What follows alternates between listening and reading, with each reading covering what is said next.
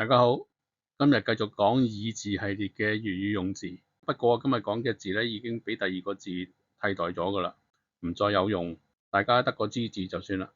喺講之前又係照例請大家按讚、訂閱同埋分享。今日我要講嘅粵語本字係阿爸阿媽個媽嘅本字。大家會話有冇搞錯啊？阿媽個媽邊個唔識啊？唔使多講係嘛？雖然而家個個都識叫阿媽。但係而家用緊嘅媽字咧，其實係漢朝以前係冇嘅。當然漢朝以前嘅人咧都有阿媽嘅，只不過嗰時係用母字啫。咁又有人會問，母字而家都用緊喎，點解漢朝之後會多個媽字咧？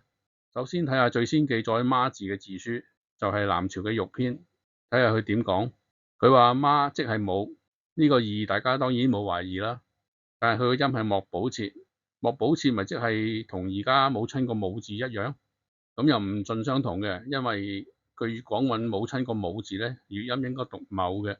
不過幽喉旁轉咧，讀某嘅字咧，事實都可以讀母。粵語咧就係讀咗母呢個音嘅。咁即係從馬嘅媽字咧，音義都係同母親個母啦。大家唔使驚異嘅，因為上古時候咧，馬同母係同音字嚟嘅。呢度雜韻母韻翻切係滿部切，係讀母嘅。佢之所以多收呢個音咧，係因為說文用聲訓嚟解釋馬，聲訓即係用呢個母字去訓馬，馬母二字就估同音，就好明白啦。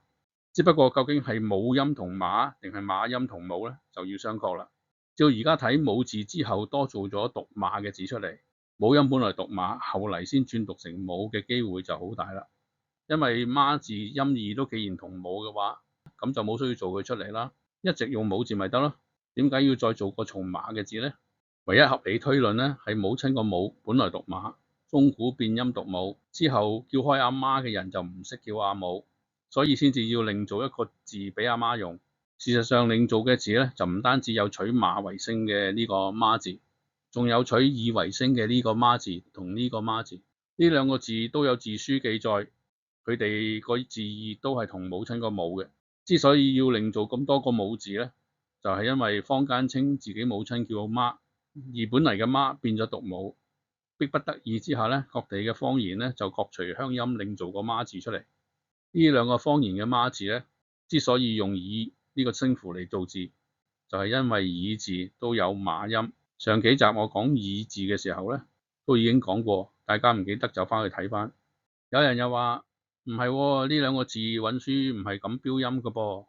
係嘅，如果揾書一定啱咧，咁我就一定錯噶啦。問題係揾書連個媽字都標音讀母，咁唔通又啱咩？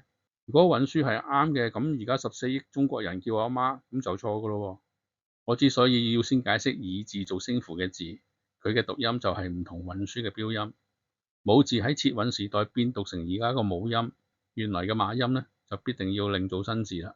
換言之，呢幾個字啊都係各地方言借聲再做嘅媽字。亦即係母字本來讀馬音嘅再造字，不過經過歷史嘅淘汰，呢個媽字今世已經消失，而呢個媽字咧又以唔同嘅音義存在，以後會講到佢嘅。